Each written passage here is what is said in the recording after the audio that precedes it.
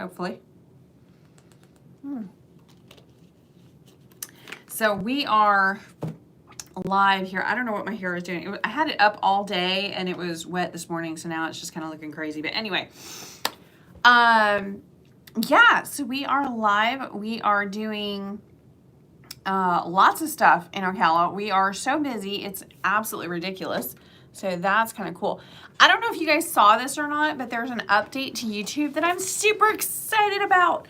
I get to invite guests. I actually can do a live with somebody else on here, and that should make like our workshops and stuff is so much better, so much better. So very, very, very, very excited about that one. I'm going to try it out a few times before I do like a event that I've invited people to, because we keep having technical difficulties on those. But I think with this new update, that is just great. That right? So yeah, so we should have a lot of my friends here in Ocala and you know, some people that like experts and stuff like that. I'll be actually able to invite them on the live. So I'm so excited. It's just so nice when like technology catches up to what you need. Oh, cool. Awesome. Smiley says, I'm going to need you when we move. Awesome. I would love to help you with that. So yes, absolutely. I actually had a closing today, which it was actually kind of 2 years in the making.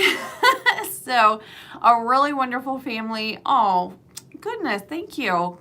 Smiley says that I am a blessing. Wow, my goodness. But yeah, there's a family that's actually moving down really super close to me. Like I have walked past their house before from my house, so we're gonna be neighbors. But yeah, they're like super, super nice family. And I actually got to help them to start their Ocala life and all of that. And I was cracking up as I was talking to, the husband, the dad. And I was just like, you know, it's going to be a little bit different. He's like, yeah, he goes, we have noticed already. He was telling me that sometimes him and his wife, you know, 11 o'clock at night, midnight or whatever, if they want to go out for coffee, they can go to like Wegmans, which I don't even know what Wegmans is, but it's not here. That's for sure.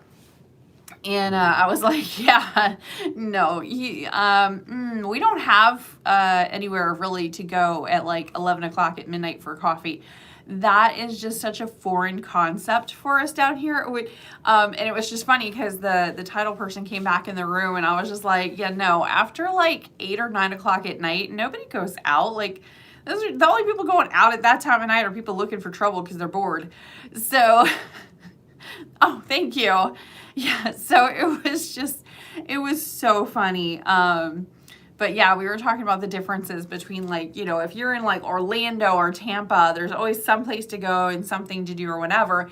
Here, once the sun goes down, Publix closes, there's really, you go home and, you know, that's pretty much it. So you guys are all freezing. Like what in the world? We're ready to like go and open pools and stuff. Like, I was actually sitting out in my hammock on Sunday. And just enjoying the not too hot weather yet. So that's nice. The rainy season, monsoon season, and hot weather hasn't started yet. So it is. I love my outdoor, my backyard area. I have really created this little oasis back there and I absolutely love it. So, it's fantastic weather. We did have a little bit of rain today, but that's okay because we needed it. So it's gearing up. 50s? No. No. We don't do 50s. No. I don't blame you, Kristen. I would get out of there. 50 degrees and it's almost May. That's crazy.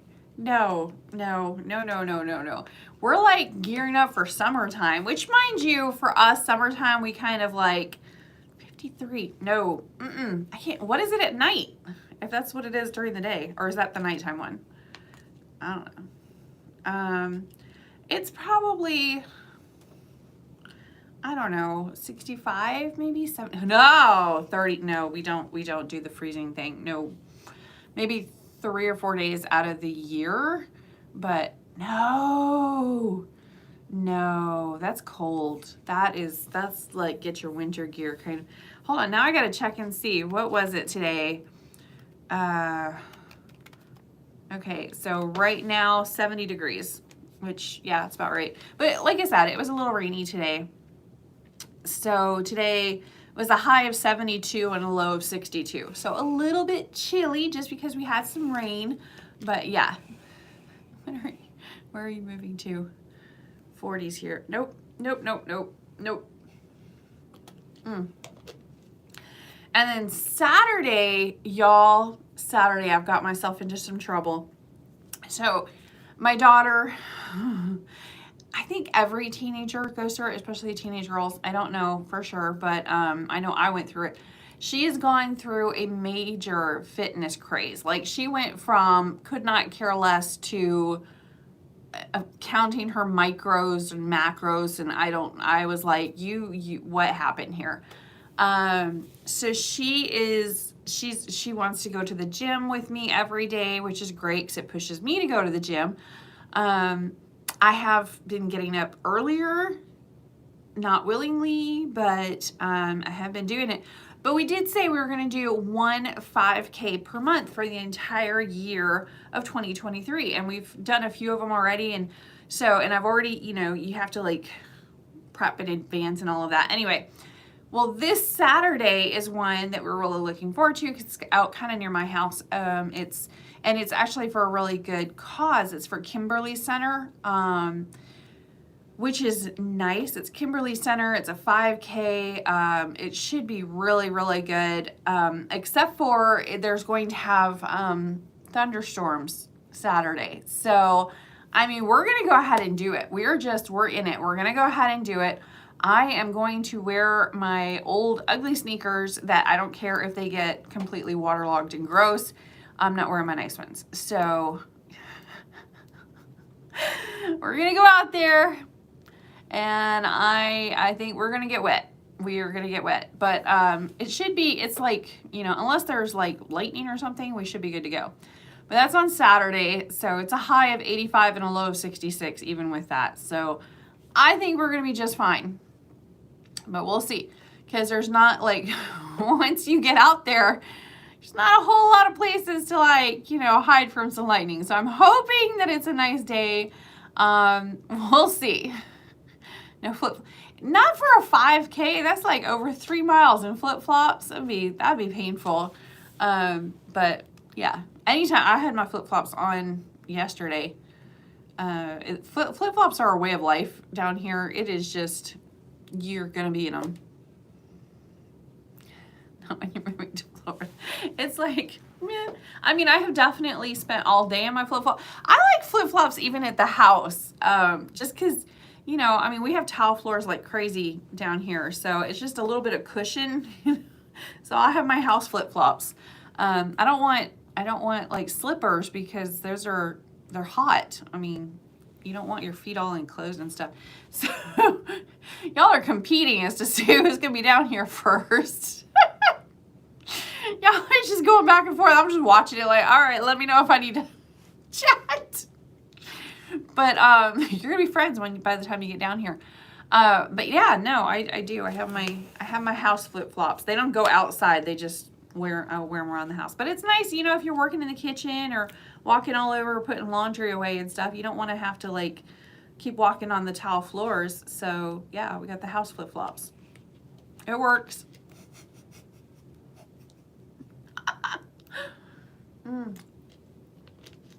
Anyway, I have also noticed on the days that my daughter wakes me up way too early, way too early, to take her to the gym, and I'm working out and all of that fun stuff. I have noticed that I'm not somebody that cusses at all. Like, I don't. But I have noticed on the days that I get up early, those are more likely the days that I tend to accidentally drop a swear word or two. So I don't know, but there seems to be a direct correlation. My husband, I was asking him earlier, I was like, have you noticed on those days that I get up early, I tend to swear.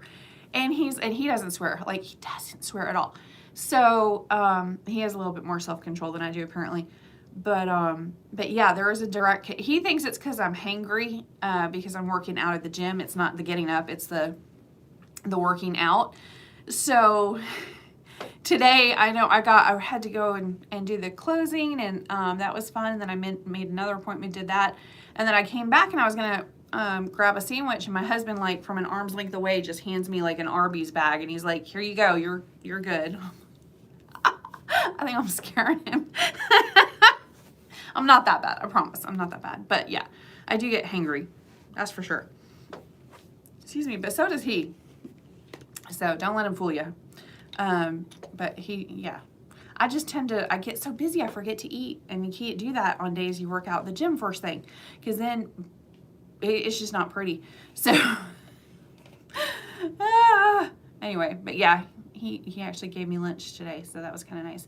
But yeah, we're going to go and do the 5K on Saturday. Hopefully, it will be long before any rain hits, hopefully. But, I mean, we're going to do it anyway, unless there's, like, I don't know, crazy weather or lightning and stuff like that, then we're going to go ahead and do a 5K in the rain. I hadn't really thought about it, but when I said we're going to do... We're going to do 1 5K a month. I hadn't really thought, what if it rains? But now we'll find out. We'll find out. And I know we're going to do a mud run, a mud princess run or something like that, somewhere in there. So I'm pretty sure that one's going to be pretty messy too. So we'll see. I think the next one that we have in May is actually a bubble run, which is not really like bubbles, like blowing bubbles. It's more like foam, and you run through different colored foam. I don't know. I've never done it before, so I'm kind of excited about that.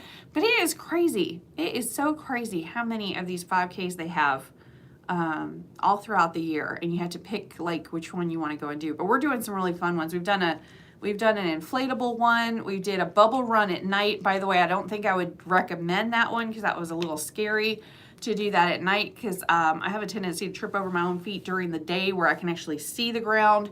At night, not so much. So that one was a little weird, but the inflatable one was fun. Yeah, the bubble run, it should be fun. The foam stuff, I don't know, it should be a lot of fun, but we've been having a lot of fun with these. So yeah, we'll see. I am not the fastest person. Okay, to be honest, I am the slowest person out there. I'm normally like not quite last place. Like, I can always make sure I'm not the last person, but it's like barely. Like, I have to like step it up, or else, you know, I will be in last place. So I don't know. I got like short legs or something. I have no idea, but everybody always passed me up. So I go as quick as my little legs will carry me, but I'm just not a fast walk / runner. So my daughter, she gets perturbed because I'm so slow, so she just leaves me in the dust. I'm like, I'll catch up. But I do finish. I finish every single time. So it's just at my own pace. It works. So hopefully you guys are having fun where you're at. We were talking about all the different stuff going on this summer. Summertime for us is where you stay nice and cool. You stay in, like, you know, going down, tubing down the Rainbow River, and maybe going kayaking or canoeing or going to the beach, all that stuff. You just go and do water sports like crazy. So we have pools open all over the place. We used to have a little water park, and I loved that place. Loved it. Because my daughter was like such a water baby. It was ridiculous. And they had this whole section that was for like 2 to 4-year-olds, and she would climb and climb and climb. I'd just stand there and, you know, watch her hang out, sit there and watch her, and she would just go down the slide, go up the rope ladder, and then she'd come down the slide. Oh my goodness, it was awesome. And they had a season pass for like $50. I took her every single weekend. It was great. It was fantastic. Oh, they definitely had slides, but she was like 2 or 3 years old. So, she went on the little baby slides, and, you know, so, but yeah, it was awesome. Now they do have, you know, of course they have the, splash pads. They have splash pads all over the place, and those are for the most part, those are all free. So like you can go downtown Ocala and go to Citizen Circle, Citizen Square, I don't know, Citizen something. Anyway, so downtown Ocala, and they have a splash pad. You just hit the button, water comes up, and 15 minutes of glorious fun for you. You could just sit there and hit the button all day. And they have these really nice Adirondack wood chairs around the splash pad area. And it's underneath these big old oak trees, so all the moms just kind of sit there and gossip and watch the kids splash around and go crazy in there. So it's basically the same concept, but without the $50. I mean, you just downtown Ocala. So it's kind of nice. You can go and get an ice cream or go to Grandpa Joe's candy store, or maybe get some lunch or something, and then just, you know, let them go buck wild, having fun over in the water. So yeah, lots of fun with that. Let's see, what?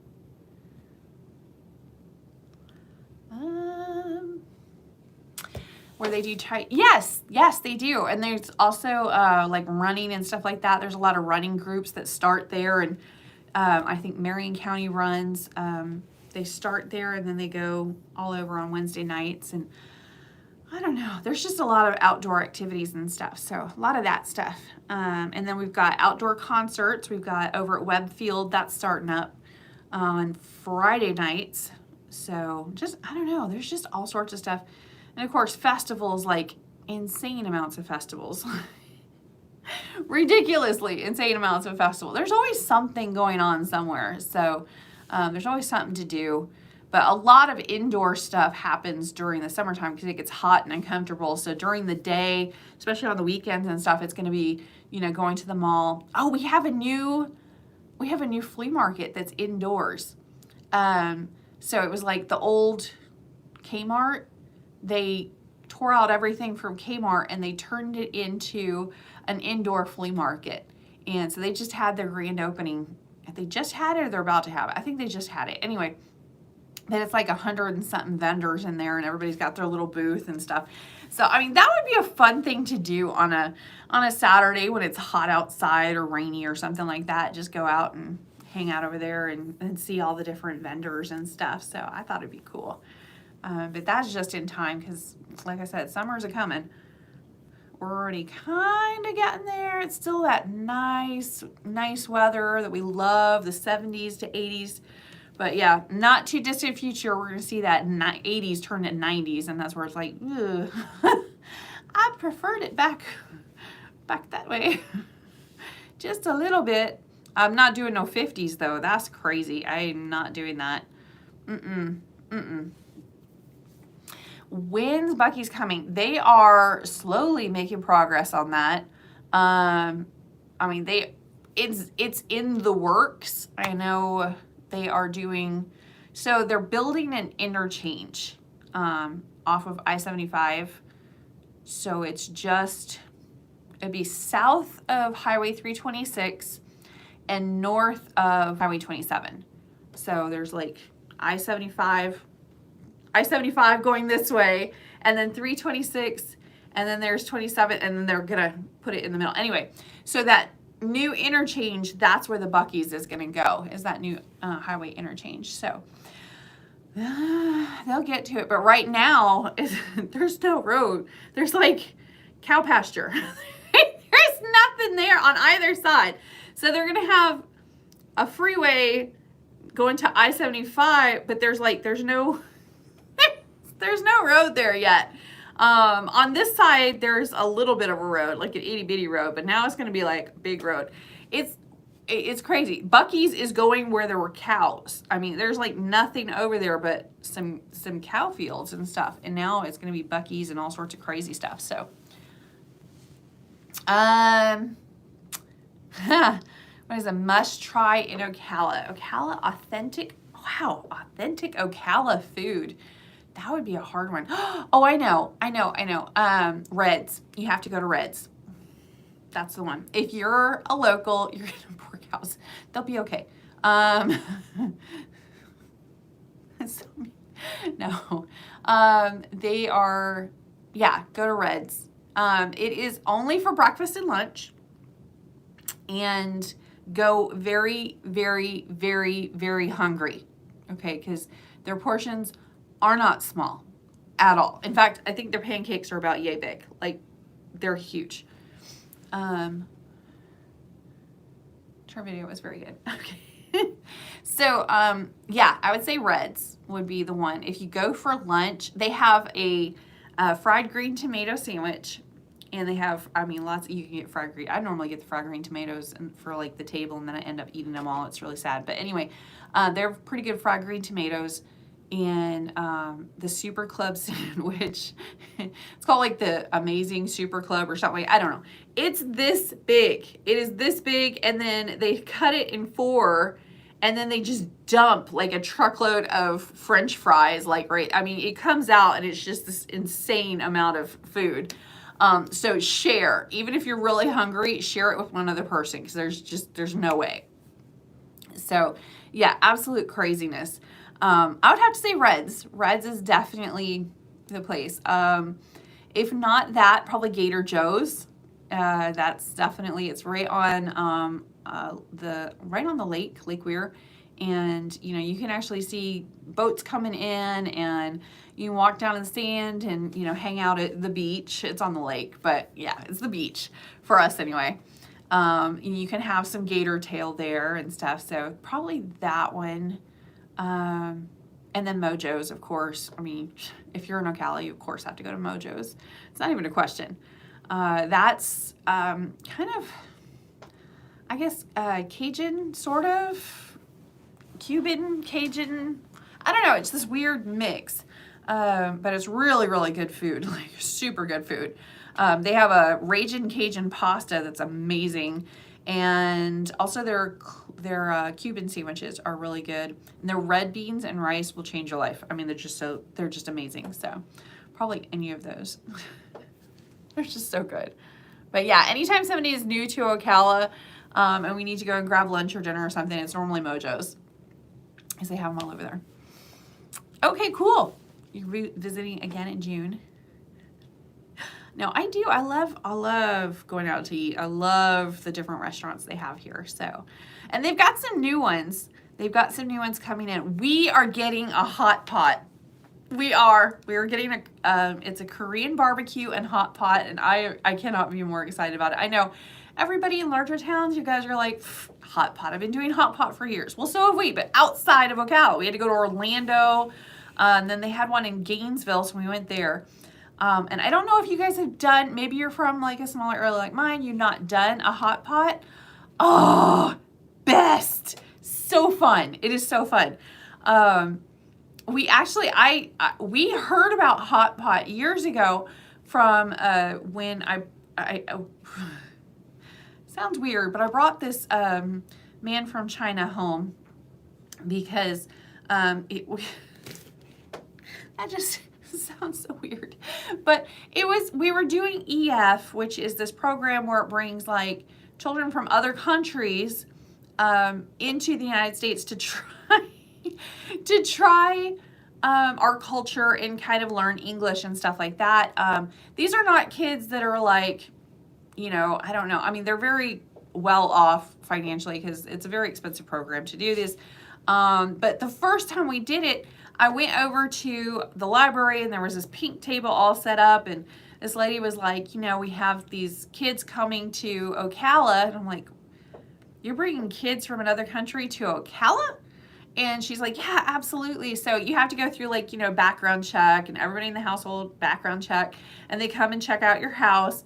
And, you know, if everything goes cool, you have, you know, your stuff is all set, then they have, you know, 1 child or 2 children, normally 2, from different countries will stay with you for like, I don't know, anywhere from 10 days to 2 weeks. And during the day, they go to classes in English, and they go to different outings and stuff, but you're supposed to pack a lunch for them, and you have dinner together as a family at night.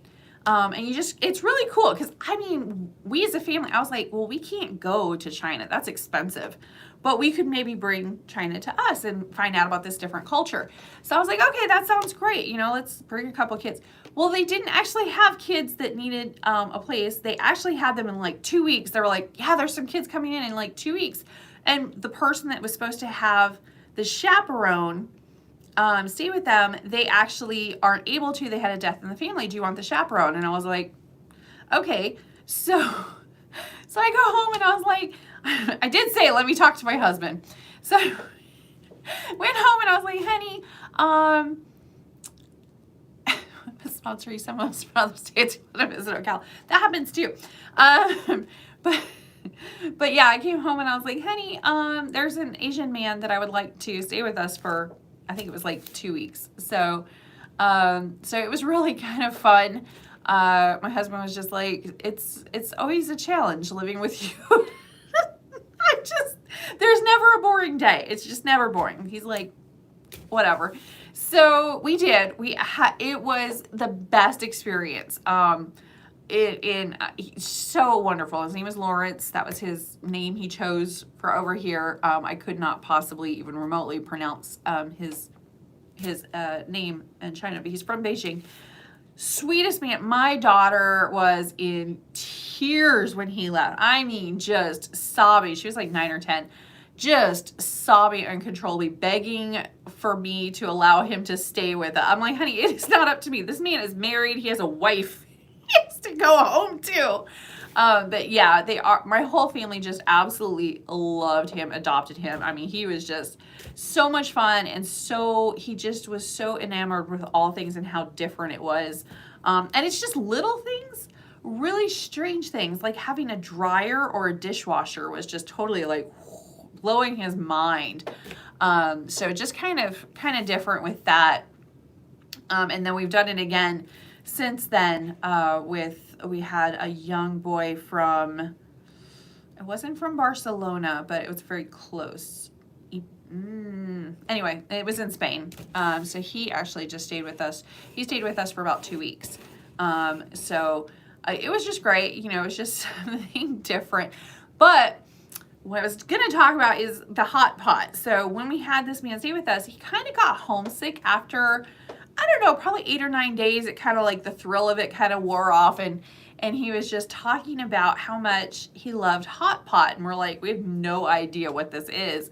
And it's basically having a time for family, and that's how I knew he was homesick. But anyway, where you just have like this boiling broth right in the middle of the table, and then there's all of this raw meat, very, very thinly sliced, and raw vegetables, and you pick out what you want, you toss it in, and then you kind of have these little net, like, I don't know, spoons basically, and you pull it out, and you can have different sides of it. I did 2 different pots because we created this thing, and it was crazy.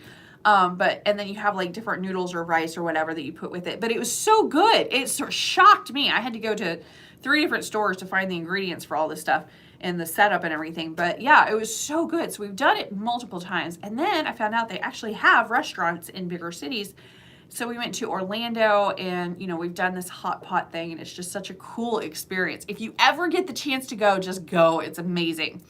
But now we actually have one. It is opening soon in Ocala, and I am so excited, because there's just, we have to travel if we want to go to one, so kind of fun. All right, so as I've been talking about that, I'm sure you guys have got some real questions in here. How about, that one I saw. Hi, Shanta. What can you tell me about Silver Spring Shores? I was told it's not a good neighborhood to move to. We drove around the area and it looks okay. Just want your input. Fair enough. I actually lived in Silver Spring Shores for a long time, and I loved it. I absolutely loved it. To say Silver Spring Shores is not a good area is kind of crazy because it's massive. It's its own zip code. It's almost the size of a city. It actually is the size of a city. It is a huge area. In fact, there's HOAs and golf courses, multiple golf courses. It's really its own little city, honestly. So, for somebody to say it's not a great area, some of those areas in there are HOAs on golf courses. Some of them are 55 plus condos on a lake and a golf course. It's not possible to put all of that. Now, are there some areas that have some crime? Absolutely, as all cities do. But if you look at it, there's like, it's the same as like Marion Oaks or Citrus Springs, any of those really large developments that are just massive, massive, and they have their own zip code, their own schools, their own everything. They have certain areas that are like smaller homes, maybe from like the 70s, 80s, that, you know, that most of them are rentals. There's not a lot of owner occupant over there. You might see more of that. And that's where you're really going to see, like, I'm sorry, I love my rentals. I love my tenants so much, but they do not treat the house the same as an owner occupant does in most situations. I know that's generalization, that's not fair, but it is definitely what we've seen. And that's why when we have homes in property management, we make them built to last. We don't put carpet in them, for example. We put tile throughout. So, I mean, they are sturdy, you know, so just stuff like that. So, but yeah, Silver Spring Shores, oh my goodness, you have got to go and check out the community center over there. It has 2 pools, one of which is heated. One is like the kids' youth center and pool, and then over on the other side of the parking lot is the clubhouse, which has like this state-of-the-art fitness room. It has a heated pool and hot tub that out there. It's gorgeous. My daughter actually learned to swim there. So I loved it. I would have happily stayed there forever, but I was, you know, getting married, and his kids went to the other side of town and on their for their school, and you know, it was like my daughter she was going like from one to the other. It just didn't matter. So it was like, okay, we'll move over on that side of town. But I loved it. I would have still been in Silver Spring Shores. I loved it. It's, you either love it or you don't. There's no in between. But I loved it. I also like how close it is to get to Ocala. It's not far to get to, you know, the hospitals and the doctor's offices and stuff like that. But also going to Bellevue and the Villages is pretty close as well. So for me, I was actually considering working part-time in the Villages just so that my daughter could go to the Villages charter school. Now, no, that is way too far. Not doing it. And the high school that she goes to is phenomenal, so there's no reason to. But at that point, I was definitely considering it. So really, really amazing opportunities for us over there. So, but yeah, I got married, and you know, when you combine families, you have to combine everything. So I had to leave my shores, but I loved it out there. I really did. I'm just checking in to see what else is in here. Let's see. Is the population of Ocala growing? Yes. I think at last time we checked, you can actually go, you can check the information yourselves. So U-Haul, and you're welcome, Shanta. Do you sell homes in the Villages too? Yeah, of course. We actually manage even a couple down there. So you can go to U-Haul and to the United States Postal Service to find out what cities in the United States and what cities in Florida have the most people moving to them. And I think for the entire nation, we're like number 6. Ocala, little Ocala, is like number 6 on U-Haul's most people are moving there. Because they keep track of all that, which is crazy. But what's interesting is Kevin Sheely, who's the Chamber of Commerce president, fantastic individual, really, really smart guy. But he was like, you know, you can tell that is true. You can tell that the population of Ocala is getting younger because, you know, who uses U-Hauls? And I'm like, what do you mean? And he goes, I'm getting up in age. He's like, I'm not using a U-Haul. I'm going to call like 2 men in a truck or pods or something like that. He's like, I am not going to pack up a couch or a piano myself. It's not happening. I'm going to have a moving company move this for me. He's like, most older ones, they do that. They have a moving company come and move them. But U-Haul, that's more like, you know, 20-somethings, 30-somethings, maybe even into 40s. So he's like, that's the age range of people primarily that are moving to Ocala, and that's how you can really tell that. And I'm like, ah, that is really interesting. But he's right. The age, even the age of like realtors at our local realtor association, we have a lot of 20-somethings and 30-somethings in there now, which when I first started in real estate, and I'm not going to say how many years ago that was, it was the average age of a realtor here in Marion County was like 55, and then over in Citrus County it's 65. So now that age range is actually coming down more into like the 37-year-old range. So, and again, it's average. We still have some that are older, but we're seeing a lot of those Gen Z and even, you know, yeah, we still have some Gen X. I'm a very, very, very young Gen X. We're going to leave that alone. But we're seeing a lot of millennials and a lot of Gen Z working and living here in Ocala. So yeah. So yeah, the villages. Okay, now personally, I have not seen that as far as like with my own eyes. I do go to the villages to enjoy their nightlife. They have fantastic nightlife. And when I say nightlife, I mean like dusk. Okay, we don't party till 2 a.m. No. When Publix closes, I'm in bed. Okay.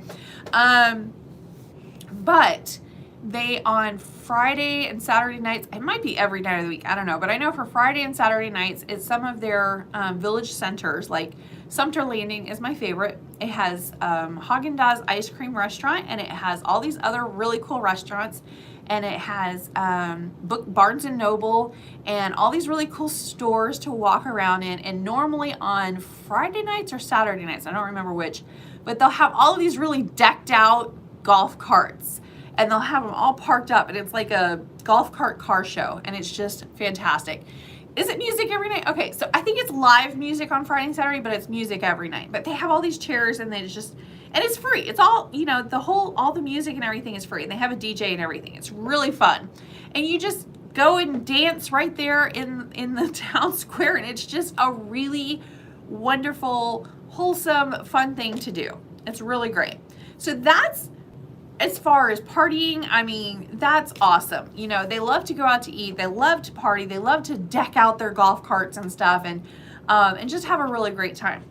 Now, that being said, they do tend to have a reputation that they have earned for partying a little harder, for reliving their frat days, if you want to think that way. And that I've also seen in the newspaper. So there's this really kind of, you know, posh and everything's wonderful villages newspaper. And then there's like the real story, and they and they tell it like it is. And so you'll see like all of the golf cart accidents, or how they're thinking about changing the rules because yet another villager has put their golf cart into the middle of a pond, and like just craziness, you know, just absolute mayhem. I've never really thought to have two golf carts collide, but because they're so common there, it does happen. Also, you don't necessarily have to have a driver's license to drive a golf cart. You can get a DUI if you are driving a golf cart, though. I believe you can still get a DUI even if you're not on a roadway. So I don't know. That law is probably from the villages. Like they do some craziness. So even if you cannot drive a car, you probably can still take your golf cart up to the grocery store. But they have their own roadways just for golf carts, and it's all over the place. They even have a bridge that goes over top of I-75. So you can literally get all over the villages without actually having to drive a car. You're not going to go very fast, but some of those golf carts have had some high octane added to them or something, because they can bebop right along. So I mean, if you're like in traffic as a car and that golf cart is coming right up beside you and passes you, you know something's been done to that, because I don't think I've ever seen that on a golf course. But anyway, it is so much fun. I definitely like to visit. They earn this time to celebrate. Absolutely, that's how they feel. Oh my God, Kristen, stop. I'm not going there. I'm not going there.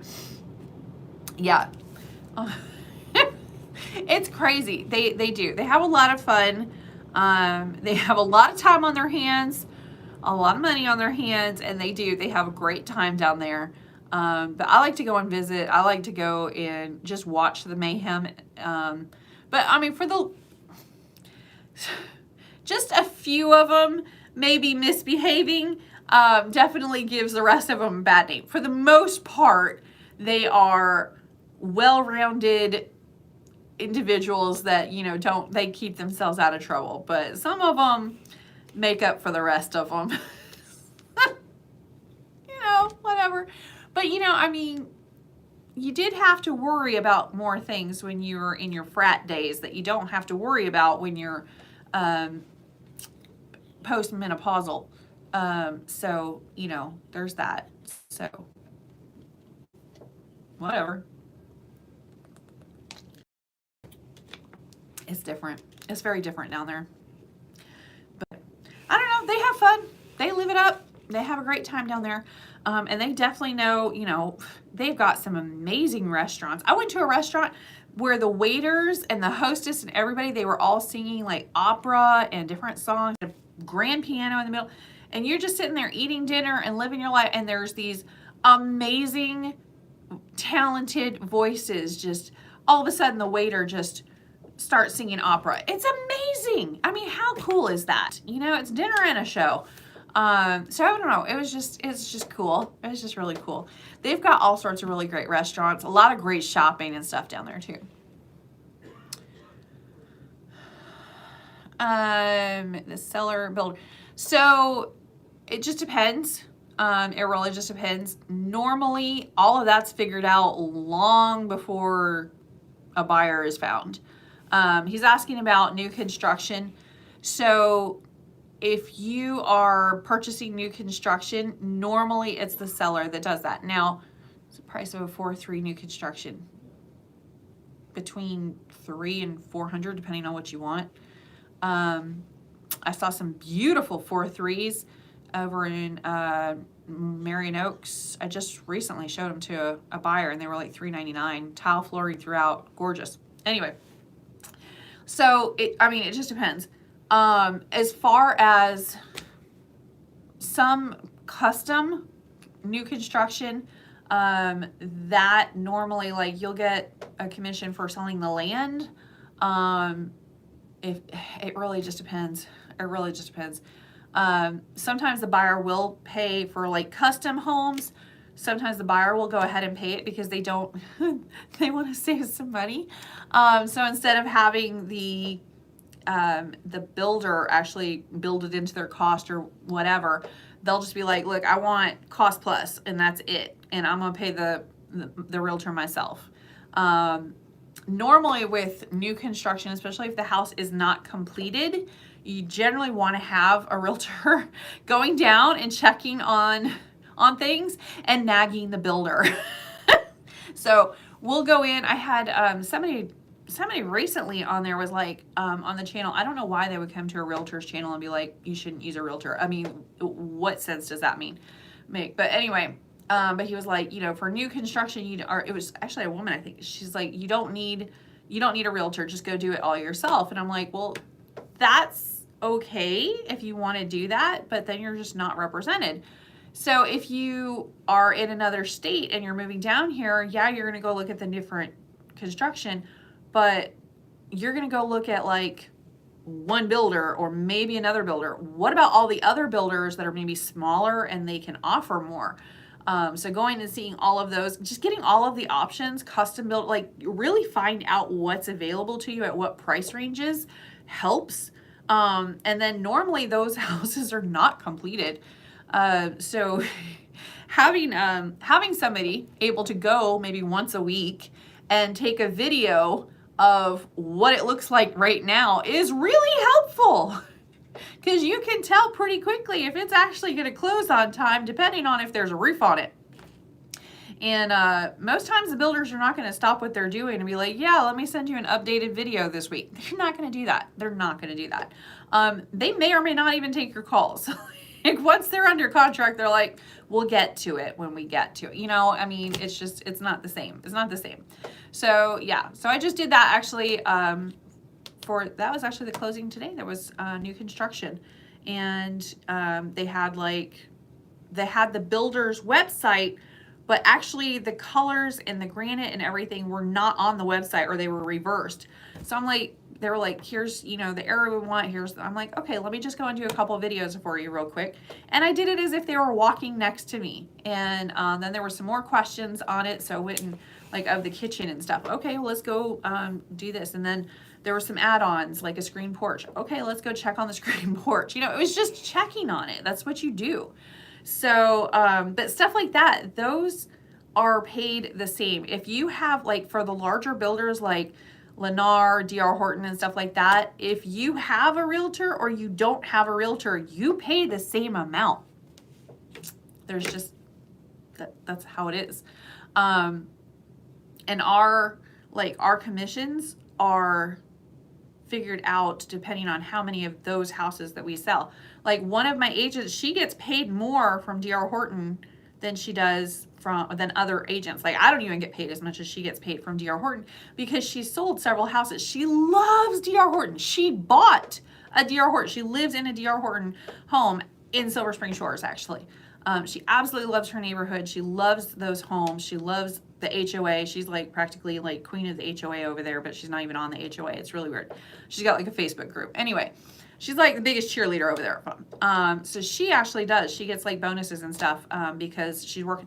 That has nothing to do with the customer. Like if you go and buy a DR Horton home, you're going to pay X amount. If you use her to buy the DR Horton home, you pay the same amount. If you use me to go and buy a DR Horton home, you pay the same amount.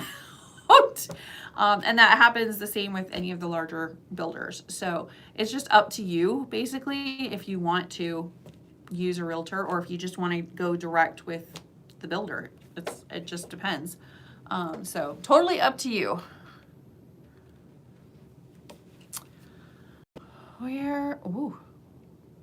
Let's see, got that one. Where are the jobs mostly located in that area?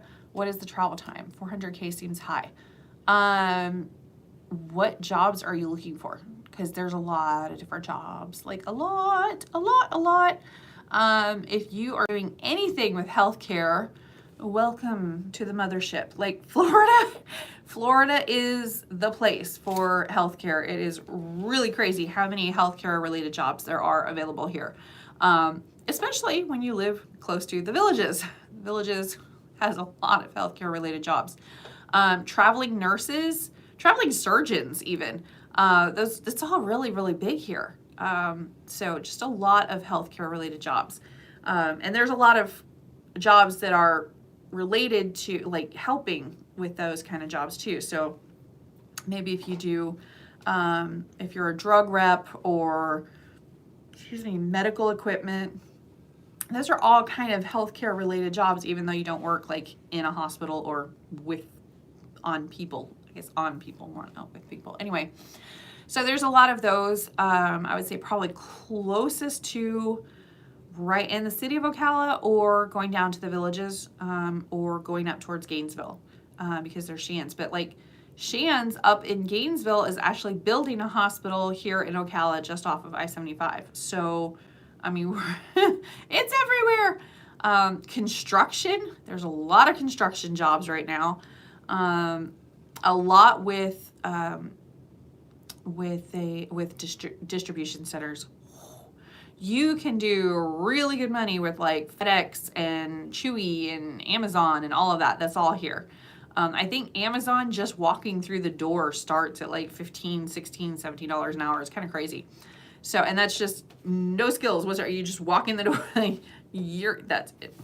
So there's a lot of those jobs. I know the new distribution center down in Marion Oaks. What is that one? Dollar Tree in, I think Dollar General. I don't know. Dollar Tree for sure. That one's going to have a lot of jobs available to it as well. and I don't know, just all over. A lot of management jobs, a lot of businesses, a lot of businesses. So yeah, just kind of all over the place. Yeah, a lot of working from home jobs. I've seen a lot of people that work from home and live in Ocala, and maybe they go and visit Orlando once a week or something like that. So, I mean, just all sorts of stuff. Any new duplexes under 450,000? At this point, I'm ready to go get my GC license and go build them myself. Oh yeah, admin assistant jobs, yeah, like crazy. I would say, especially like, again, you can go and do that in the healthcare field, admin assist with any of the physicians or surgeons or, I mean, oh my goodness, so many.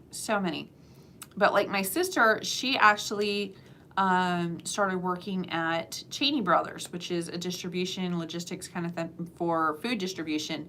And she works in the office there, and she's very happy with what they pay her and her benefits. So we'll just leave that where it is. So, and yeah, she has definitely got job security over there. So she loves that.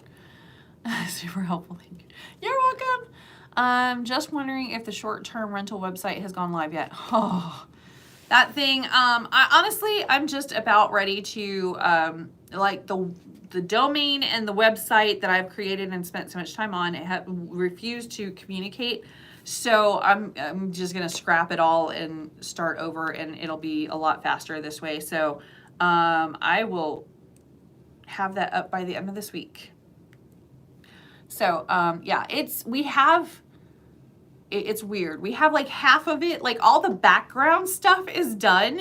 It's just the front pretty click here that's I know, it's so pathetic, but it should not have been this difficult. I have done websites for years, and for some reason I cannot get these two things to communicate.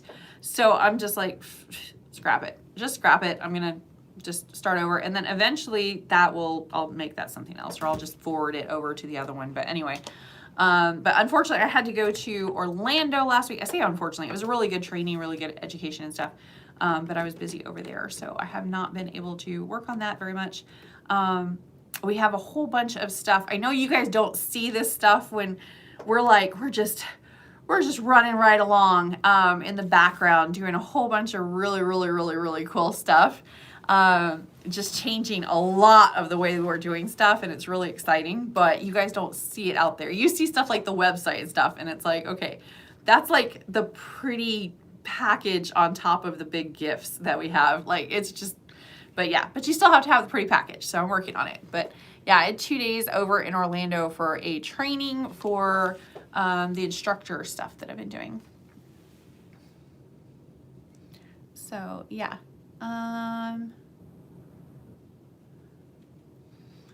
let's see. Do you have any vegetarian restaurants and health food stores? Yes, we do. I was actually kind of laughing about it to myself because we do have that question quite a bit. We do have some health food stores here. One that's been open for like 20 years, and it's called Mother Earth or Earth Origins. I don't know. They changed the name about 10 years back, and I still haven't figured it out. Anyway, that one's really, it's a great, they have the best smoothies you've ever had in your entire life. I'm not joking. They're so good. But they do all of it. Like, if you want like fresh carrot juice, they're just gonna blitz right through and put the carrots in, and there you go. They look at me weird because I ask for ice in it because it's like warm carrot juice. It's just kind of strange, but so yeah, I'm like an outlier there, but whatever. But they have like the thickest cream, and there's no milk or anything like that. It's just straight fruits and vegetables. But they put frozen bananas into the smoothies. So good. I started doing that at home. It's so good. Anyway, they have the best smoothies there. Best little restaurant, cafe kind of thing, right where they do that. And that's right in the health food store. That's over on 40, right in the same plaza as Staples on, East Silver Springs Boulevard, it's also called. We give every name like 3 names just to mess with you. So you never know where you are. We know where you are, you won't. But yeah, they do have that one, and then there's another one over here. And then, of course, down in the Villages and up in Gainesville, of course. But the reason I was laughing is because a lot of people they ask us, like, where are the health food stores, or where do I, get fresh organic vegetables and stuff. And last weekend, I was over blueberry picking with my family, just picking them right off, all organic, and, just filling up gallons and gallons of blueberries, and then we just toss them into the freezer. And I'm sitting there thinking, why on earth would we need a grocery store? It's cheaper if you go pick it yourself. It's fresh. You get to pick how much fresher can you get? You picked it off the plant yourself. And then before that, it was strawberries. You pick strawberries and Brussels sprouts and like onions, and also, and then of course we have, fantastic weather we have actually 2 growing seasons. We have the spring and the fall, and you can actually grow things as well during the summer, but you have to cover it because it gets too hot. So you can have fruits and vegetables all year round here. Because citrus is actually in December. That a lot of people don't know that, but yeah, oranges and grapefruit and lemons, you can pick those all over the place, all over town, and that's in December. Like in December, everybody's got a bag of citrus, and they're just like, oranges, like somebody take. So for us, the idea of going and finding a store that has organic fruits and vegetables, it's like, you just go over to Chuck. He's got his truck on Saturdays. You just go over, he's got it, because these are people that they have a garden, and they garden all week long, and then they just go set up a roadside stand, and you know where they're at. So you just go over there. And then if not, there's also like Brown's Market, and it's just a big, huge farm, and then they have, the front part is the fruit market. And so we have places like that all over the place. They're literally all over the place. Then we have a weekly farmers market on Saturday mornings downtown Ocala, where it's like organic cooking and gluten-free and all that. And then we have fruits and vegetables. And then there's also a farmers market on Thursday over at On Top of the World. And so it's just getting your hands on fresh fruit and vegetables and stuff like that is so easy. So easy here. That it's like, it doesn't even compute. But if you want to get very particular fruits and vegetables, or something specific to a health food store, something you're not going to find on Amazon or something like that, then yes, we do have stores like that. We have Earth Origins over on 40. I've done a video, it's been a while, but I did a video for them. And like I said, you can go up to Gainesville. It's not like we live in the middle of nowhere. We live in the middle of everything and nothing at the same time. So if you want to go to Gainesville, I go to, what is that place called? I always forget the name. Trader Joe's. That's up in Gainesville. Of course, they have them in Orlando and Tampa and stuff like that too. But you end up doing stuff. Like my daughter's going to her first concert. She's so excited. She's so excited. It was completely sold out. She mentioned in passing that she wanted to go to this concert. And she loves this band, which I don't understand because they have been playing longer than I have been on this planet. She loves The Cure. Okay, I don't know. She's a very strange child. She's 14. She absolutely loves The Cure. And so I actually was able to get tickets to the Cure concert that was completely sold out within minutes. And so she's going to get to go to her very first concert. It's probably going to be primarily geriatrics because it's The Cure. They've been playing since the 70s. She is ecstatic, over the moon, almost started crying when she found out I got her these impossible tickets. So she's going to the Cure concert down in Tampa. While down in Tampa, you just get whatever you want while there. Tomorrow, I have to go over to Orlando. I'm taking somebody to the airport. I'm going to pop over to Orlando. If there's something that I want, I'm just going to go ahead and get it while I'm there. It's an hour to get home. No big deal. So, like, it doesn't, if we don't have it, we can get it. If that makes sense. I don't know. Let's see. I know I missed a couple. Do you need a car? Yes, you do. Oh, bye, Smiley. I think he's stopping out. Okay. Public transportation is okay. We do have a very good bus system, but it's primarily for like City of Ocala. Yes, it does go into the shores, but it's such a huge area to cover. it's kind of hard for them to hit all areas. So if you require public transportation, I would say let us know before you actually go seeking housing accommodations, because that's basically going to nix Marion Oaks for you right now. Public transportation does not go to Marion Oaks, which is crazy. That last I checked, it still does not go down there. But yeah, it does go to pretty much everywhere within the city you can get to, and it's fairly inexpensive, very, very safe. It's great, but it is not. It doesn't go to all areas. So like if you live in Silver Spring Shores, you can get the bus, but you're gonna have to like if you want to get from one side of the county to the other. Remember, Marion County is almost the size of the state of Connecticut. So it's very spread out, okay? So yeah, but the city of Ocala definitely has transportation all over the place. So the bus routes are primarily for within the city of Ocala. It's a lot harder outside, out in the county. Websites are super frustrating. Once and never again. Thank you. Thank you. I feel so bad because I've done them multiple times and normally they're so easy. And for some reason, there is some kind of glitch that has been driving me nuts on and off for weeks now, and I cannot get it. So I'm literally just gonna have to scrap it and just do something else. Or I might go on Fiverr.com and say, here, can you please, this is your problem now. I will give you $10 to go ahead and just fix this problem for me because, So yeah, I might do that. That might be a good idea because they could probably be like, oh, you screwed up. Here's how you, they fix it in 5 minutes for what's taking me forever. So anyway, what does homeowners insurance look like? Well, it's this piece of paper. No, I'm just kidding. I'm kidding. No, homeowners insurance definitely did go up. For new construction homes, it is much, much lower. If you are in a home that has older roof, older HVAC, older water heater, or older electrical, heaven help you, then it's going to look more expensive. If you're in a flood zone, you might as well just tack on about $800 to $1,000 per year. Again, depends on the house, depends on the size of the house. If you're going to have like a 3 or 4 or 5,000 square foot house, that's going to be different than the cookie cutter that I'm talking about. Cookie cutter to me is like 14 to 1,600 square feet, 3-2 with a double car garage. That's a cookie cutter house. So when I give estimates of stuff of what I've seen, that's what I'm talking about, cookie cutter. If you have something different, it's gonna be different. But yeah, I mean, you are going to see more expensive homeowners insurance. That's kind of across the board with the older homes, especially those that have older roof. That's the hot button right now.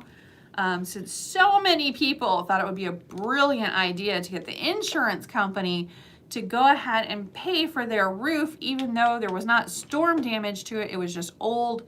So they're like, there's a couple of shingles missing, must have been storm damage. We had a storm at some point, so go ahead and get me a new roof. And if you don't, I'm going to sue you. So the insurance companies had a whole bunch of legal fees that actually put a few of them under. So yeah, we had that problem. So now they're super, super, super picky about those older homes.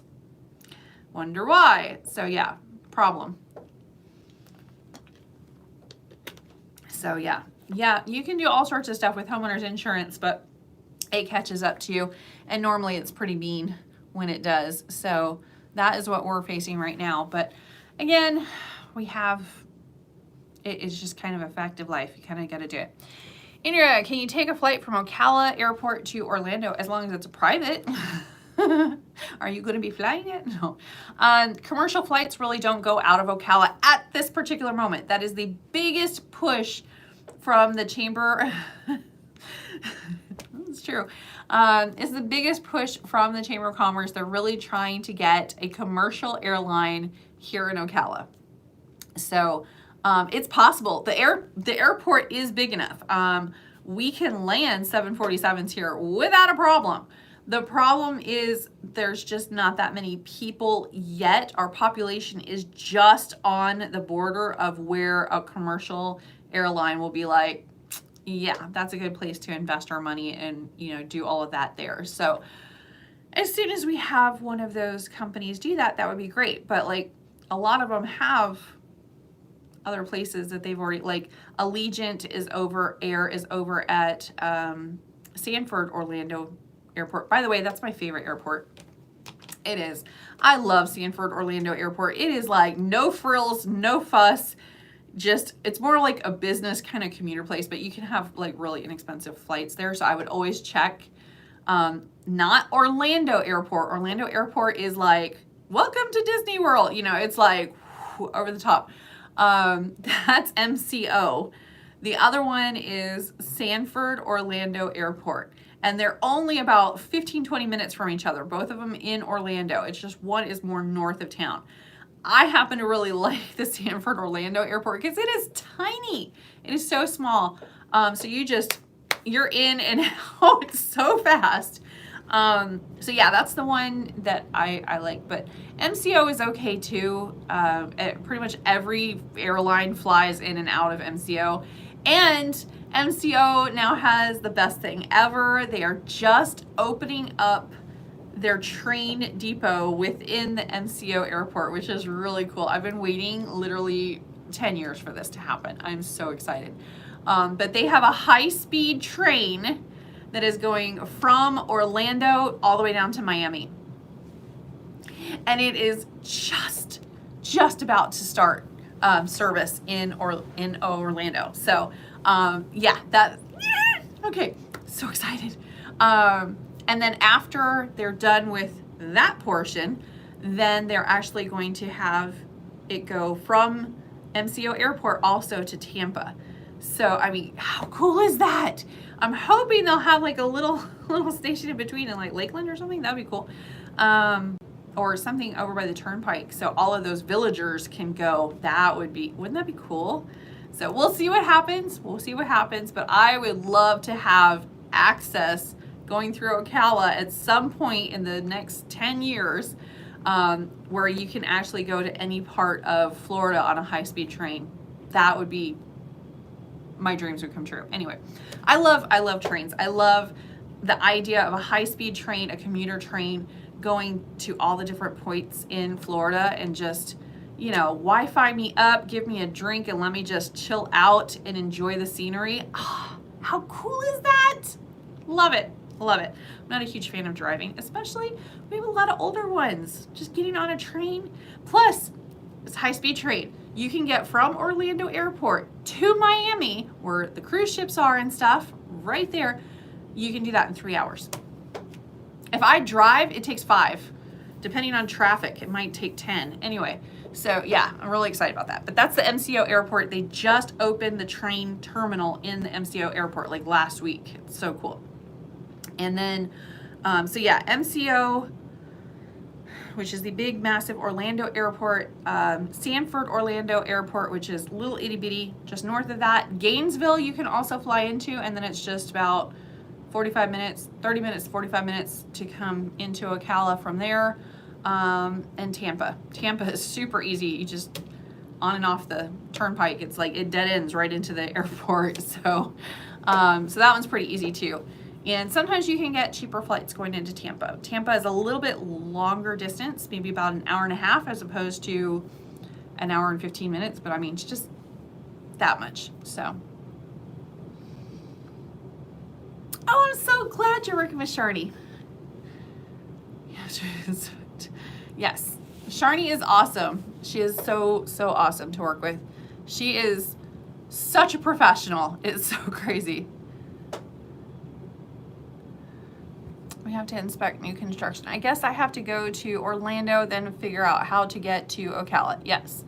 So, I mean, if you're going to be here for a little bit, I mean, you want to go and see Ocala anyway, so just rent a car once you're over there, and then you can kind of bebop around and see whatever you want to see. There are shuttles as well that'll get to and from the different airports, but yeah. Marion Oaks has bad internet service. No, not necessarily. It just depends on what part you're in. I was out there trying to get internet like out in Huntington Ridge, which is a brand new community. I mean, brand spanking new community. They had all of like 4 houses half built when I was out there. and I was trying to use my cell phone signal and Wi-Fi, and it just wasn't working very well at that time. I'm sure they've got that figured out now because they actually have houses out there and people living there. But it was like scorched earth when I was out there trying to do that. But no, my, let's see, Eladi Fonseca, she's one of our agents. She lives in Marion Oaks, and no, she has absolutely great internet. In fact, I think she has better internet than I do, and I live just north of Marion Oaks. So my neighborhood, it's kind of hit or miss. It really is. Pretty much anywhere in Marion County, it's hit or miss. So just figure out from the neighbors. It's honestly the way you do it. I know there should be a really great technical way to do it. There's not. I just normally just holler out to one of the neighbors when I'm out showing a house. If somebody asks like what the internet is, I'm like, hold that thought. Hey, what internet you got? You like it? Okay, there you go. Question answered. But yeah, I mean, normally they're just really great with answering questions and stuff. They're just glad you're interested. But yeah, Sharni would know. But yeah, anytime, especially if you're doing like new construction, like D.R. Horton or Lennar, they're going to probably already have a contract with somebody. So I think like Greystone Hills is actually Cox Communications actually put in all of their stuff. So really good internet over there. Same kind of stuff with like JB Ranch and stuff like that. So if it's a subdivision within a subdivision, then yeah, you're gonna have good internet. But we actually have like this little itty bitty company at my house, which they do okay. I think their customer service is just kind of meh. But the internet itself is great. So I don't know. It's not bad. I wish the office here, this is, what do we have on this one? This one's Cox, and they're wanting to have us upgrade to like fiber optics, and so it's available, but I was just trying to get them to give me a deal. I'm cheap. So yeah, I probably will switch to better internet here at the office, but I mean, I'm live streaming, so it's, you know, it's not bad. It's just, it could be better. It could be faster. Nelson and Norma. Hello, Nelson and Norma from West Palm Beach. Shout out to you guys. Let's see. I'm just checking to see what else we have. SAR asked about multiple carrier options or just Citizens. No, there's multiple carrier options for home insurance. No. I normally recommend that you talk to different brokers for insurance and see what they have to say. You can get farmers insurance, you can get State Farm insurance, you can get all sorts of different insurance here. So no, just check around. I know auto owners, I would just check with one of the brokers so that they can find the best deal according to what you want. Yes, we have lost several companies that were down here. They're like, nope, Florida's too expensive. I'm pulling out. I'm not dealing with this nonsense. And they just up and sprouted wings and disappeared.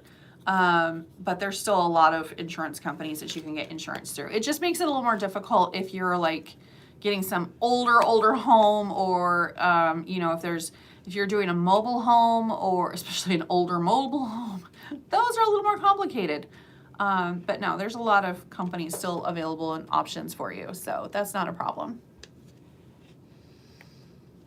Hello from Fort Lauderdale. Wow, we got all sorts of South Florida people. Goodness. See, you guys are going to be my train people. I'm going to be able to like pop down to South Florida without a problem. That is actually really hard right now to figure out because, and I have tried to find the answer to that question. His question was, what is the median income for Ocala? And the issue is that we would get that information from the census, and the census was done in 2020, which is problematic because, well, there was a lot of people that weren't working in 2020 because of other issues that were going on globally. So yeah, it was a little bit more difficult. If they could stay at home, they did, and a lot of people were not working. So now we're trying to figure out like what is the median income as of this moment. And I think the census data still has like an estimate, but it's still kind of based off of the 2020 information. So I don't know how accurate that is. So unfortunately, I don't know. I'm trying to figure that out. If I can find a reliable source, a trusted, reliable source, I will happily share that information. But I don't want to just make something up or give a guess and, not be right. I do know that it was lower than most places in the past, and they made a concerted effort with companies that were wanting to come to Ocala and Marion County. They had to agree to pay well above minimum wage in order to get a better deal coming here. So I don't know if that makes sense or not, but so while they did want the businesses coming, they only wanted higher paying jobs to come here. So we do have higher paying jobs than in past decades, I guess. So it's gone up across the board, across the county, especially since, there are a lot of jobs available, like a lot of jobs. You will have no problem getting a job here.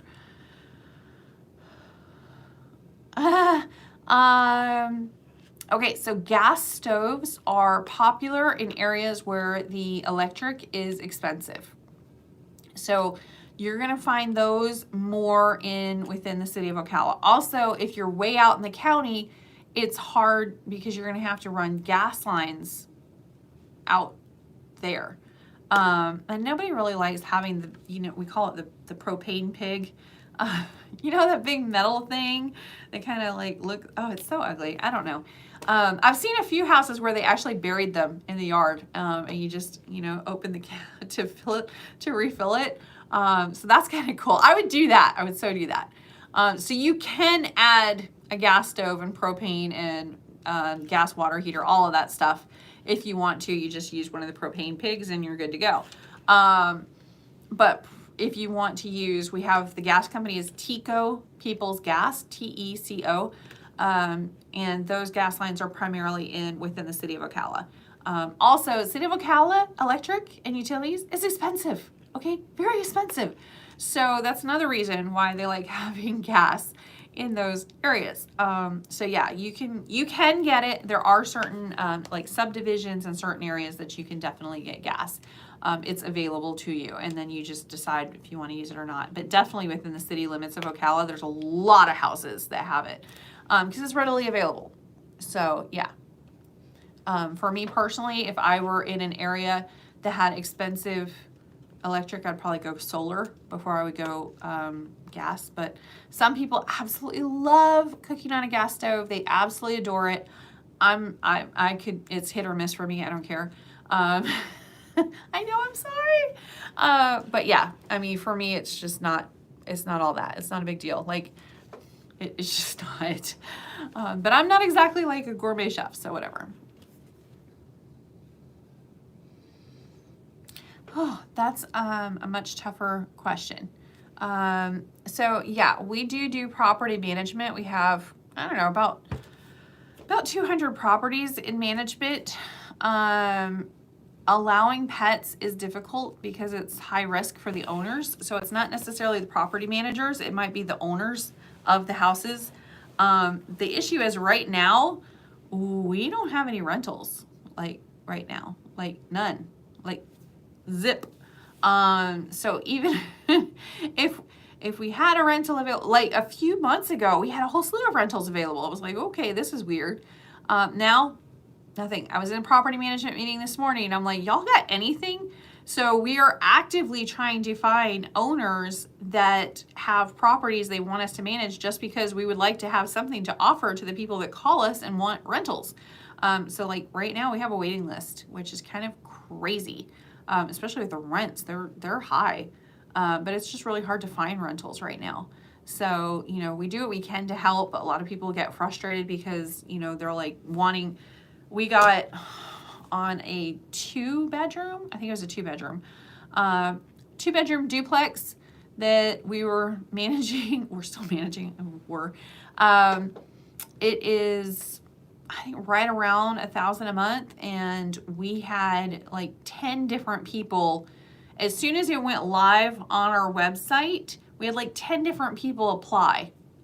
They hadn't even seen the thing. So I was like, and then they're like, I got it, right? And it's like, well, there was 10 of you, all at once. So we actually took that capability down. You cannot apply unless the property manager sends you an application button, because it was just like, it was mayhem. So there's only one unit. Only one person or family is going to get that. One resident is going to get that property. So it's just kind of crazy. So yeah, we took that down, because we were talking about it, like, anytime that there's somebody that's upset about something, we look at it, analyze it, figure out how we can make it better for the future. Of course, we try and make it so, we can make it right. But I mean, if there's 10 people that want the same property, this is not possible. 9 people are not going to be happy with this. But we're like, how do we make this better? How do we make it so this isn't an issue anymore? So what we did is we actually took down, we just don't have anything to rent, much less pets, because then it puts you even into a smaller puddle of people, because not every homeowner will allow pets just because they've had bad experiences in the past, or they're scared to have a bad experience. It's a high risk situation for them.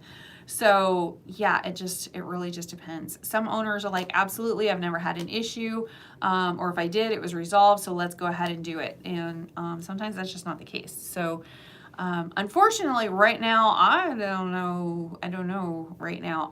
Be careful. I would say be careful, because we have noticed there is a huge uptick in scams on Facebook. It used to be just on Craigslist, and now it's on Facebook. They're creating fake profiles and posting that they have a rental, and they don't. They're just trying to get like information or whatever. And people need rentals so badly that they are, sending their personal information in the form of an application to some random person on the internet. And either they're also sending security deposits and pet fees and stuff like that. So just be very, very, very, very, very, very careful of who you are actually renting from. See if they have an office. Like, I have walls. This is our office. Like, if you can go in and there's an office, that is way too complicated of a scam for most people to try and do. So they're not going to do that. But normally they're like, oh, I'm out of area, and sometimes they'll lie and say that they had a property manager or they had a realtor and they fired them because there's a sign out front of the rental. Yeah, call the realtor and you'll find out. But there's been all sorts of stuff over the years, primarily from Craigslist, but now it seems to be on Facebook. So be very, very, very careful. If it sounds too good to be true, it is. It is, most definitely it is. But hopefully, if a couple of conversations go correctly, we should have 4 vacant homes available soon, newer construction, and then another property manager is bringing in, she's got one that's vacant as well. So we do have properties, and then another owner is coming. So we have properties coming, especially new construction. We just don't have them yet. We don't have them yet. So hopefully once that occurs, we'll actually have more stuff to put on our website. So right now, I know it looks a little barren on our long-term rental website, but that's because it is right now. So we're working on it. We are trying so hard to ask owners, please give us more properties to rent. If you are not happy with your property manager or whatever, we are more than happy to take your property into management, because we have a lot of people waiting for them. So it's kind of crazy, but true. So yeah, if there's any property owners out there watching this, please call me. Can you recommend any good location apartments for rentals? That's the same issue. Fingers crossed when we make it out that way. Contact us ahead of time. That's definitely what I would say. Like, some people, like I had one person, he contacted me 3 months ago, and he's like, I'm going to be there mid-May. And I'm like, hey, you are way too early on this one. But now he's like, okay, I'm going to be there mid-May. So we went ahead and we're processing his application, everything. He's very reasonable with what he wants. And we went out scouting to find him a property. We're literally like, we need a property. So one of those properties are going to be hit. We don't know which one yet. But you know, we're signing contracts with owners every day. So that one of those properties will never make it to the internet because we're trying to. He's a veteran, and he is getting out of the military, so we want to make sure that he has what he needs. So, but again, same thing. You know, it makes it harder for us to find or bring in what you want if you have pets, or if you're looking for something that's less expensive, because there's a huge pool of people that are looking for the same thing. So it does make it a little more difficult. He was like, I will take what I can get. Like, okay, we can deal with that. He just asked new construction, and that's primarily what's being brought in. So I'd say just give us like maybe a month before you're going to be here so that we can start like scouting out and getting things set up and lined up for you. A lot of people will call us way after what they actually need. They're like, I'm moving down there tomorrow. And we're like, okay, well, you can join the waiting list. I mean, like, it's so hard. We can't do much for that. So it just makes it a little more difficult. But if we have time and we can actually go out and kill it and drag it home, then that's a lot easier. So it's the same thing with sales, truthfully. I had a customer once that was like, I need to find a house, buy the house, close on the house in the next 7 days. And I'm like, I did it. It wasn't fun. I got people mad at me, but I got it done. But yeah, that was not fun. Please don't do that to your realtor. Wherever you are, do not do that to your realtor. You can do a rental maybe in a week if it's available and you're not asking for too much. But yeah, it's much, please don't do that. Just allow us more time. It's so much better when we have more time. Whew. But yeah, it's kind of crazy out there right now with rentals. So we are trying. We send out postcards, we're doing videos. We were talking about doing a video series just primarily talking to landlords. So we were actually, that was a lot of what our property management meeting was today, was talking about that. So it was fun. We had some really good ideas. Even if you guys aren't landlords, you should be enjoying the videos because they're really going to be good. So we came up with like a series of them. So, and you'll get to know the property managers a little bit better. So, because I know them really well. I meet with them every Monday, if not throughout the week as well. But you know, their property managers are very different from, you know, the regular realtors. They're licensed to the same, very different personalities, very different. Regular real estate realtors, they're more like boisterous and out there, and they know, you know, they're going to be doing business and stuff. Property managers tend to be more in the background, and they love doing 50 bazillion like tons of paperwork and stuff. So like we have a husband and wife team. The husband is very boisterous and he's out there. That's Jeff Baker. You might have seen him. He is just, wow, you know, he's just so much personality. And then his wife is just so quiet and so calm, and she loves paperwork. She loves communication. She loves, you know, just putting in all the notes and everything. She's so meticulous and stuff. She's a property manager. So they're both licensed, very different personalities. So the property managers tend to not be doing the videos unless I drag them into it. Very, very wonderful, sweet people that really, really want to help people, and they're wonderful, but they're very much background people. So I'm going to force them into the limelight, just making it a little bit more fun so you guys can get to know them, because they really are. They're great. They're a great bunch of people, and they're just, oh my God, they do so much. They do so much for their tenants. So. And their owners. So hopefully we'll be able to show that to you. But yeah, should be good. We'll see. We'll see. But yeah, you can also, you know, once you get to know the property managers, you can actually call one directly, depending on, you know, some of them have like specialties. Like one, she loves apartments. She manages a whole slew of apartments. We love Jeff. Isn't Jeff great? He is so crazy. He's just so great, and he gives the best hugs. Oh my goodness, he's such a sweetheart. And his wife is even sweeter. She's just like saccharine sweet. I mean, she really is just, oh my goodness. Just, I love both of them. They really are great. But yeah, so like, Tristan, his wife, her thing is she loves short-term rentals. She loves them. She has them all over the county and she manages them and she loves talking to the people and communicating, and she just, oh, she loves it, making sure that it's just so perfect for them when they stay with us. And oh my goodness, oh, she loves short-term rentals.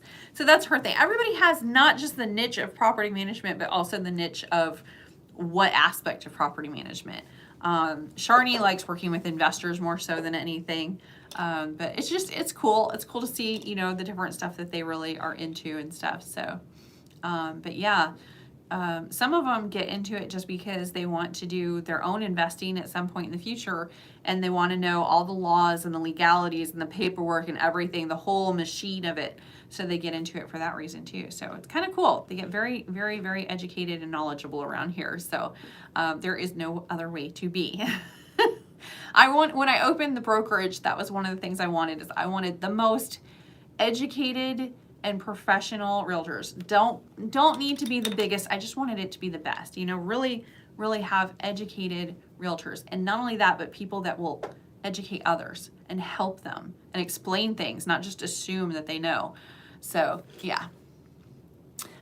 You put an offer to, oh, was that with Jeff? Because he was talking about writing an offer this morning. So he didn't say who with, but he was just like, I was talking to him and he's like, I gotta go write an offer. I'm like, well, go write an offer, Jeff. Put the coffee down. No, he's funny. But yeah, he's just very knowledgeable about houses and constructions and all sorts of stuff. And that was even before he became a realtor. Just such a sweetheart. We were teasing him though, because he came in and he's scared. He's scared a customer of his wife's.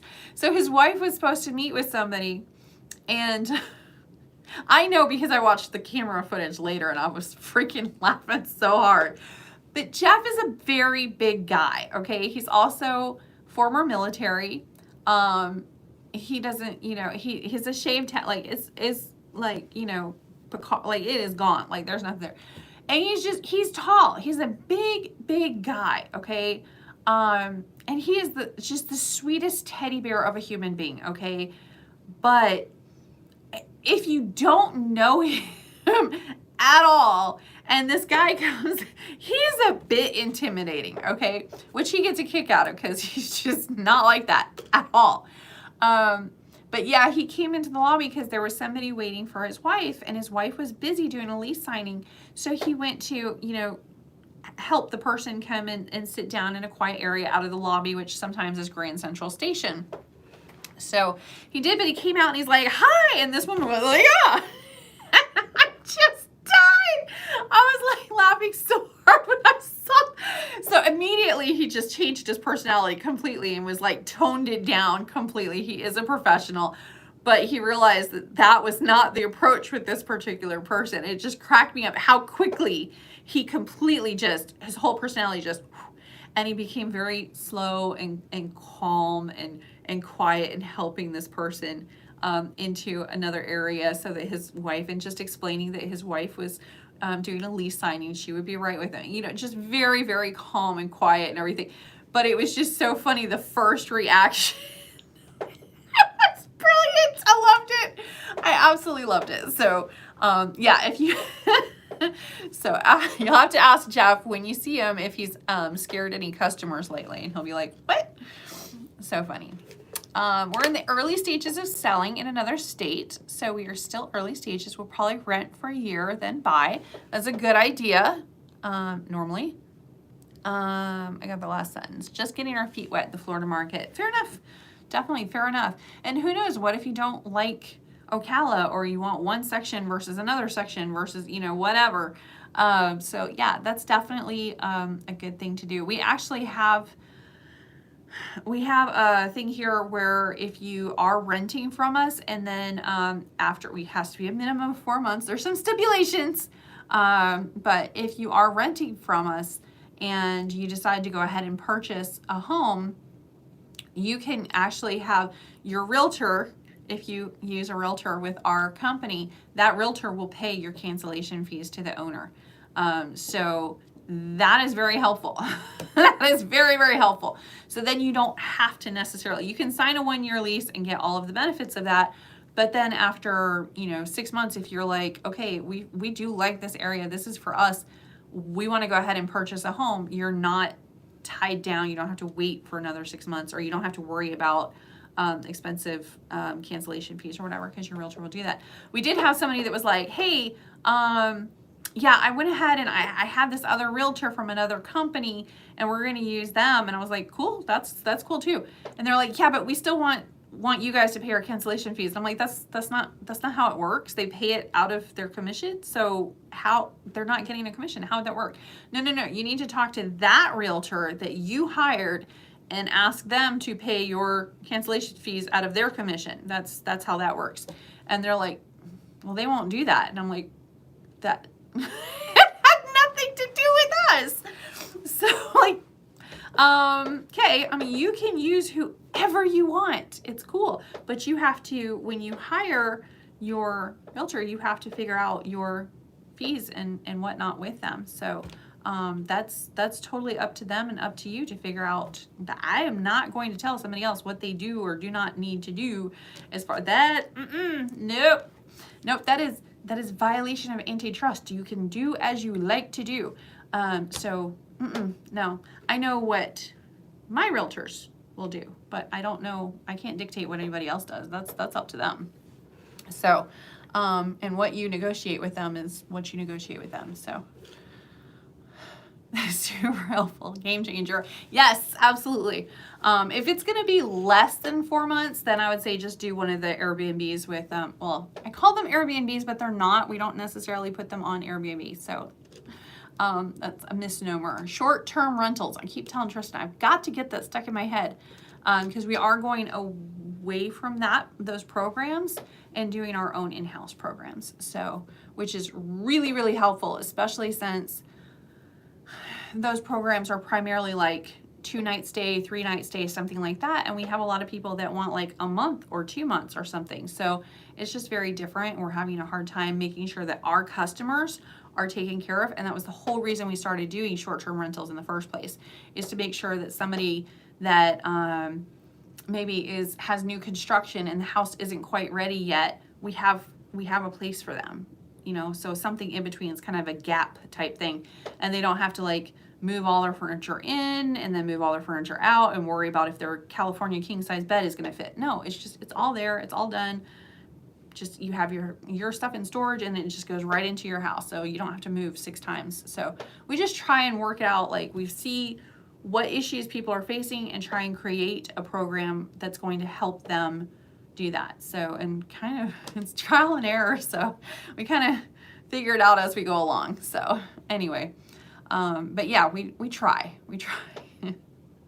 So, and that's what we did. That program with the cancellation, that was actually something we created for our owners, because we were having a lot of tenants that were tenants for several years, not a couple months, but several years.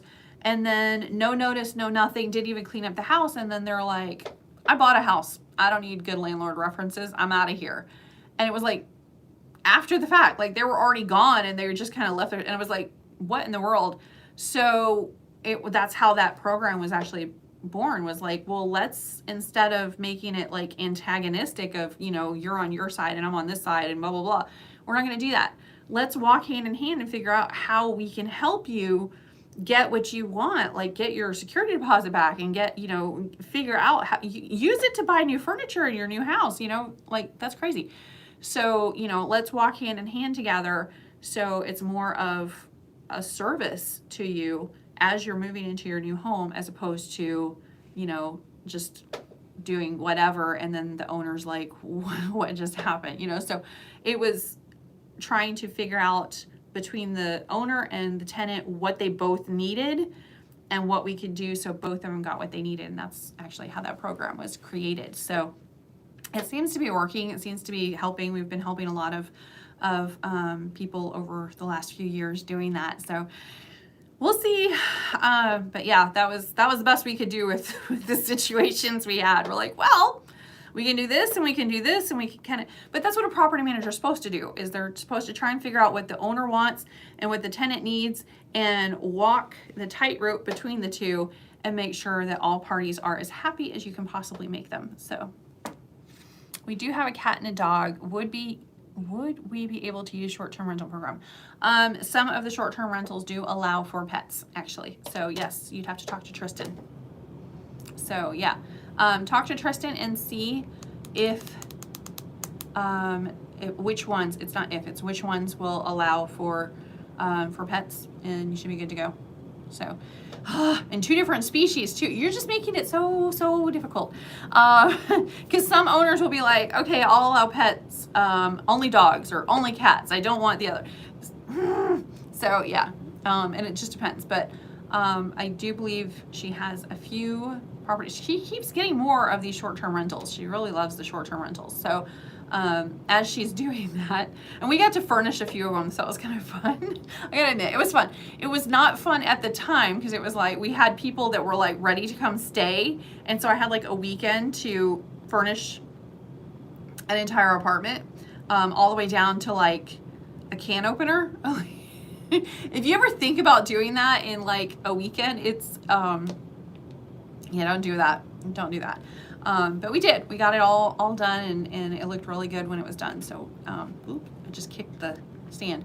But yeah, that was fun. I would do it again now, but I have another agent. She does short-term rentals, but she owns those short-term rentals, and it's like whole house with pool, and I mean, like, it's a whole thing. So she loves short-term rentals. But those are hers. So she has a little more say as to what the owner will do, because she is the owner. None of mine are short-term rentals, so I don't know. I am not. I would have to have Tristan manage them. So yeah, but yeah, it was. There's a lot of ones that will actually do pets. So just check with Tristan. She'll know all the ins and outs.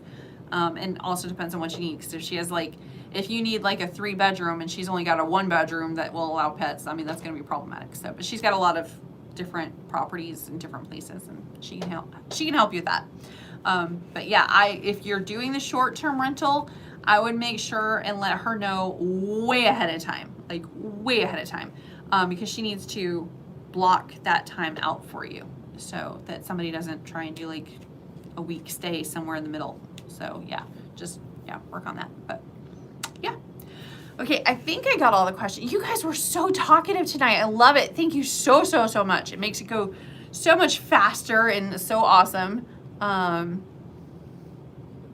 think I got all the questions and comments. So yeah, if you have any questions or if you want to meet with me one-on-one, we can definitely do that. Just reach out. That's exactly what you need to do, is just reach out.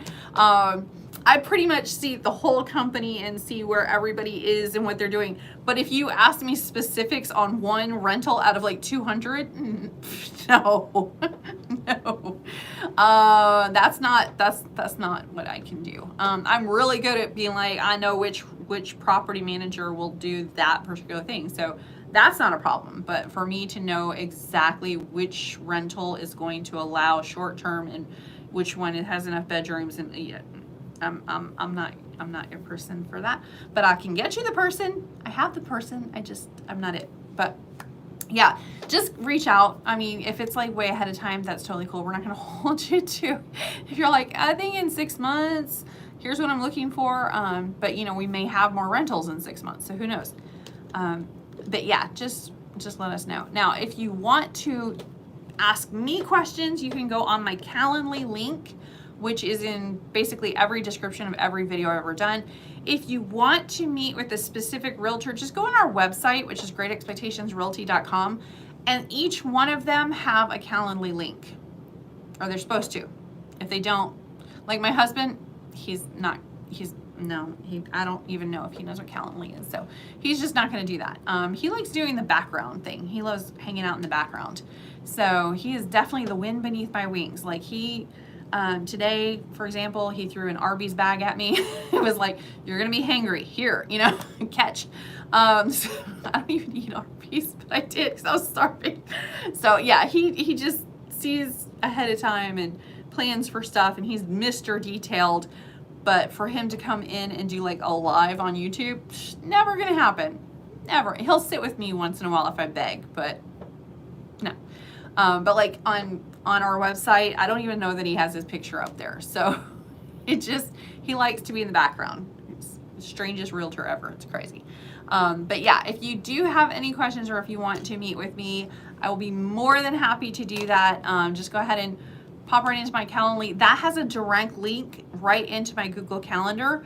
So it'll tell you like when I'm available, and you just pick one of those spaces and just stick your name right in there. And then we have a Zoom meeting, or Google Meet, I guess it's called, or a phone call. We can do that too. It's whatever makes you comfortable. And then we just kind of, see what you need and see how I can get it for you, basically. Or if you just have questions, that's cool too. It's not like we don't charge for consultation. Like if you want to sit and chat, we'll sit and chat. But yeah, so if you want to do that, feel free. Okay, I think that's it for me. I went to over 100 minutes tonight, y'all. I'm gonna be like, I gotta drink this water, else I'm not gonna be able to talk tomorrow. Okay, if you could, please subscribe to the channel. Please. And if you're feeling like we are very helpful, educational, and entertaining, please go ahead and send it over to a family member or friend that might also enjoy the channel. We would greatly appreciate it, because we're slowly growing our little channel, and we're so proud of it. But we would really love to reach out to more people. So please feel free to share. We love that. Also, I do want to say a really quick thank you. There is a viewer, I guess, who has become a friend over, I think he's in New York, but his name is DJ, and he has been so amazing to me, and so helpful. And he actually sent me a thank you card, and I'm like, thank me? Like, what? So he's been so great. He actually negotiated a radio show terms for the new radio station and he's just really just absolutely awesome. And I love the new radio station. It's so great. So yeah, I just want to say a real quick thank you to DJ for just being so incredibly awesome to me and to all my crew and everybody, and that you are very much appreciated. So hopefully you get to see this at some point in the future. But I appreciated the thank you card. It made it to our wall. We actually have two things up in the lobby with all the thank you cards. You can't really see like what they say specifically, because sometimes that's more personal, but we have a lot of thank you cards, and sometimes people will send us pictures and stuff, and so we love putting those up on the wall, and we've gotten quite a few, so we really appreciate that. And your card actually made it to our wall, so again, thanks DJ. We really appreciate you around here. So anyway, all right, I'm going to step off of here. You guys have a fantastic evening. I'm going to get home and have some leftovers, and amazingly, my daughter did not call, because I called her before the show started, and she's like, what do you need? And I'm like, you always call during the live, and now you're wondering what I need? No. So it was proactive. It was a proactive approach. All right, y'all have a great night, and thank you so much for joining me, and I will be back next week in case you have any questions that come up. Every Monday night, 6 p.m. right here. That's where we hang out. Cool. You guys have a great night. Bye.